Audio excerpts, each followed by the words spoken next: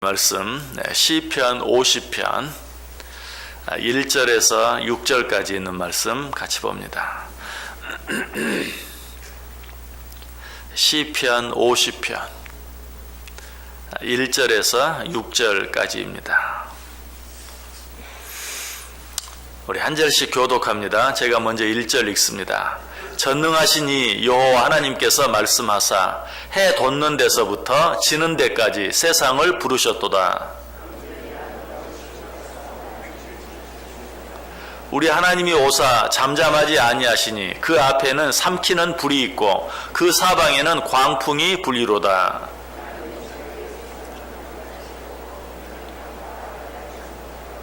이르시되 나의 성도들을 내 앞에 모으라. 그들은 제사로 나와 언약한 이들이니라 하시도다.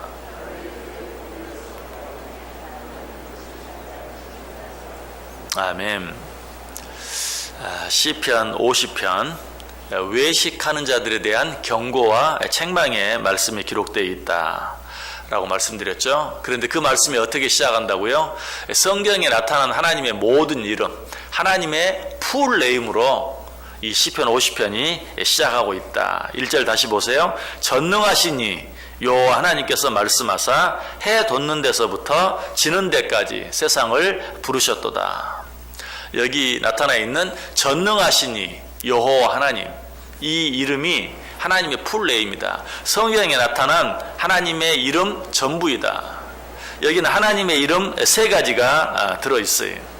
그 첫 번째 이름은 엘 하나님. 이 엘 하나님은 우리가 지난 시간에 이미 생각해 본 것처럼 전능하신 하나님, 우리 성경도 그렇게 번역하고 있죠. 전능하시니 이 엘 하나님. 두 번째 이름은 야훼 하나님, 여호와 하나님. 그리고 세 번째 이름은 엘 하나님의 복수형인 엘로힘 하나님. 우리말 성경에는 그냥 하나님이라고 되어 있는데 이것이 원어로는 엘로힘 하나님. 그래서 이 말씀에는 엘 하나님, 여호와 하나님, 그리고 엘로힘 하나님, 이 하나님의 세 이름이 모두 등장하고 있어요. 이렇게 시편 50편이 시작하면서 하나님의 풀 네임을, 모든 이름을 다 사용하고 있는 이유가 뭐라고 그랬어요? 이 말씀은 그만큼 중요하다. 우리들이 귀담아 듣지 아니하면 우리에게 큰 해가 되고 손해가 될 수 있는 그런 말씀이기 때문에 정말 엄하게 말씀하는 차원에서 하나님의 모든 이름을 사용하고 있다. 그래서 우리가 지난 시간에는 엘 하나님, 전능하신 하나님에 대해 생각하면서 우리는 그 하나님을 두려워할 줄 알아야 된다. 사람을 두려워하며 살 것이 아니라 전능하신 하나님, 못할 것이 없는 하나님, 이 엘 하나님을 두려워하며 살아야 된다. 그렇게 할 때 우리의 삶이 복되고 형통하게 된다 하는 것 생각해 보았어요. 자, 그럼 이제 오늘 본문에 나타난 두 번째 이름, 어떤 이름이라 그랬죠? 야훼 하나님. 우리가 너무나 잘 아는 여호와 하나님에 대해서 이 시간 생각해 보려고 그래요. 자, 야훼 하나님은 어떤 하나님일까요? 어제 아침에 생각한 엘 하나님과는 전혀 다른 하나님이 있어요. 엘 하나님이 전능하신 하나님, 능치 못함이 없는 하나님이시라면 여호와 하나님은 어떤 하나님인가? 사랑과 자비의 하나님이에요. 여러분, 엘 하나님, 못할 것이 없는 하나님, 참 전능하신 하나님, 그렇게만 생각하면 아무 문제가 없는데, 전능하신 하나님, 다른 말로 하면 완벽하신 하나님, 그래서 빈틈이 없으신 하나님. 여러분, 이 하나님 앞에서는 어떻습니까? 우리가 조금만 실수를 해도, 또 조금만 잘못을 해도 큰일이 날 수밖에 없어요. 왜? 전능하셔서 빈틈이 없으시기 때문에. 그 빈틈이 없으신 하나님 앞에서 우리가 잘못하면 그 하나님께 혼날 수밖에 없죠. 그렇기 때문에 이 하나님 앞에서는 정말 우리가 숨조차 제대로 쉴 수 없는, 실제로 여러분 혹시 너무 완벽한 남편하고 사는 아내나 너무 완벽한 아내하고 사는 남편분들이 있습니까? 어때요? 정말 서로 숨쉬기가 불편하죠. 조금만 어점만 보여도, 조금만 빈틈만 보여도 금방 큰 소리가 날아오는, 또 직장생활도 마찬가지, 뭐 아주 능력이 출중할 뿐만 아니라 완벽하고 빈틈이 없는 어떤 그런 상사, 그런 동료와 함께 있다면 참 숨쉬기도 쉽지 않을 거예요. 사실은 엘 하나님의 모습이 그런 하나님의 모습이에요. 전능하신, 그러면서도 완벽하신, 빈틈이 없는, 우리가 그 앞에서 숨조차 제대로 쉴 수 없는, 그러나 오늘 우리가 생각할 야훼 하나님, 여호와 하나님은 어떤 하나님이라고요? 사랑과 자비의 하나님, 은총의 하나님이라고 말할 수 있어요. 여러분, 이 하나님의 모습을 우리가 잘 생각해 보기 위해서는 욥기에 있는 말씀을 한번 생각해 볼 필요가 있는데요. 욥기가 모두 42장으로 되어 있는데 1장부터 37장까지는 주로 우리가 어제 아침에 생각해 본 엘 하나님의 모습이 많이 나타나 있어요. 그러나 38장부터 끝장까지는 이제 우리가 생각할 여호와 하나님의 모습으로 등장하고 있는 것을 봐요.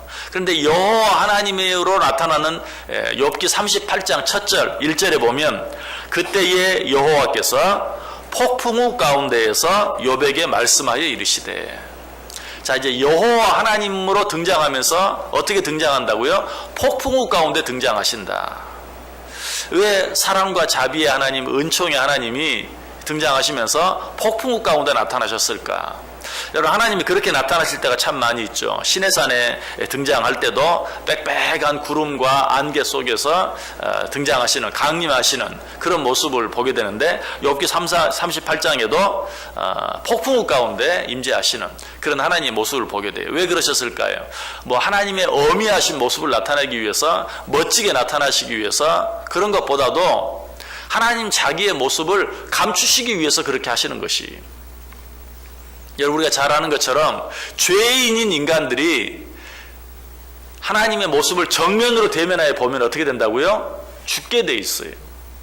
그래서 하나님께서는 그들에게 나타나시면서 자기의 그 어미한 거룩한 모습을 때때로 감추어요. 왜? 우리를 살리기 위해서 그러는 것이, 폭풍우 가운데, 빽빽한 안개 가운데 자신의 모습을 명확히 보지 못하게 하심으로, 감추심으로 말미암아서 죄인인 우리들을 살리시기 위해서, 우리들에게 나타나셔서 우리에게 필요한 말씀을 주시지만 그 하나님을 정면으로 대하다가 죽는 일이 없게 하기 위해서, 이것이 바로 사랑과 자비의 하나님이. 사실 욥은 인간적으로만 보면 우리보다 훨씬 깨끗하고 정말 우리와는 비교할 수 없이 죄와 상관없는 동방의 의인이라고 불릴 만한 그런 사람이었죠. 그러나 그런 욥이라 할지라도 엘 하나님, 전능하신 하나님, 완벽하고 빈틈이 없는 하나님, 그 하나님의 눈으로 봤을 때는 더럽고 짝이 없는 죄인일 뿐이에요.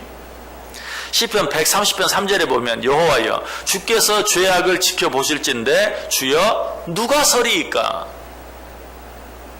완벽하신 엘 하나님께서 그 불꽃 같은 눈으로 보시면 깨끗한 자가 한 사람도 없는 거예요. 욥이라 할지라도 예외가 아니에요. 사실 우리는 욥이 죄 없이 의인으로서 고난을 받았다라고만 생각하는데, 사실 욥도 실수가 있어요. 잘못이 있어요. 너무나도 길고 힘든 그런 고난 가운데서 하나님을 향해서 원망과 불평을 했어요. 그 말씀들을 자세히 보면, 하나님 어찌하여 나에게 이런 고난을 주십니까? 라고 불평도 했고요. 하나님 왜 악인들을 형통하게 하시면서 의인들에게는 고난을 주십니까? 라고 하나님께 묻기도 했어요. 그리고 하나님, 당신은 왜 이런 불의한 고난을 보시면서도 침묵하십니까? 라고 따지기도 했습니다. 욥도 연약한 인간일 뿐이에요. 욥기 34장 5절 6절에 보면 욥이 말하기를, 내가 의로우나 하나님이 내 의를 부인하셨고 내가 정당함에도 거짓말쟁이라 하였고 나는 허물이 없으나 화살로 상처를 입었노라.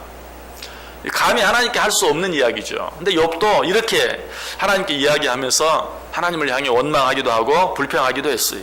자, 이런 욥의 상태에서 하나님이 엘 하나님으로 등장하시면 어때요? 욥이라 할지라도 그 앞에서 살아남을 수 없어요.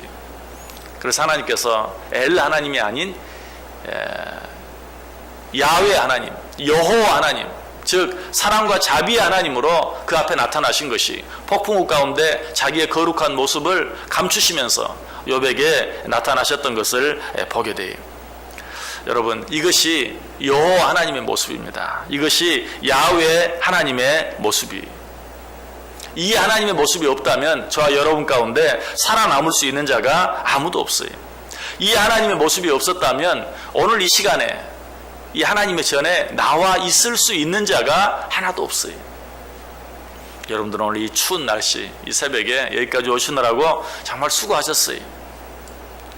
그런데 정말 우리가 여기 나와 있을 수 있는 것은 우리의 어떤 공로 때문이 아니, 우리의 어떤 노력 때문이 아니, 그동안 너무나도 많이 하나님 앞에서 잘못하고 실수하고 죄 지은 그런 일들이 있음에도 불구하고 야훼 하나님으로서, 여호와 하나님으로서 우리를 사랑으로 덮어주시고 가려주시고 용서해주시고 또 한 번 기회를 주시고 해주시는 그 하나님의 사랑과 자비로 말미암아 우리가 오늘 여기 있을 수 있다는 것이, 여러분, 우리는 이 하나님 앞에서 감사할 수 있어야 돼요.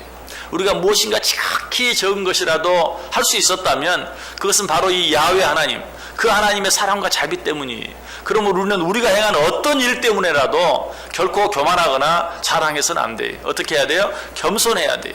그리고 감사해야 돼요. 그리고 하나님께 찬송해야 돼요. 이 야훼 하나님, 여호와 하나님의 모습이 시편 103편에 잘 나타나 있어요. 우리 성경 같이 한번 찾아보겠습니다. 시편 103편 10절에서 14절까지.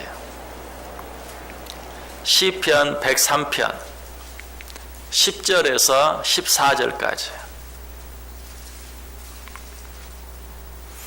우리 다 같이 한번 한 목소리로 읽어봅니다. 10절부터 14절 시작.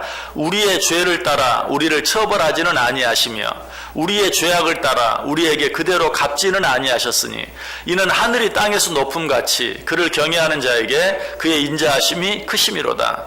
동이 서에서 먼 것 같이 우리의 죄가를 우리에게서 멀리 옮기셨으며 아버지가 자식을 긍휼히 여김같이 여호와께서는 자기를 경외하는 자를 긍휼히 여기시나니 이는 그가 우리의 체질을 아시며 우리가 단지 먼지뿐임을 기억하심이로다. 아멘.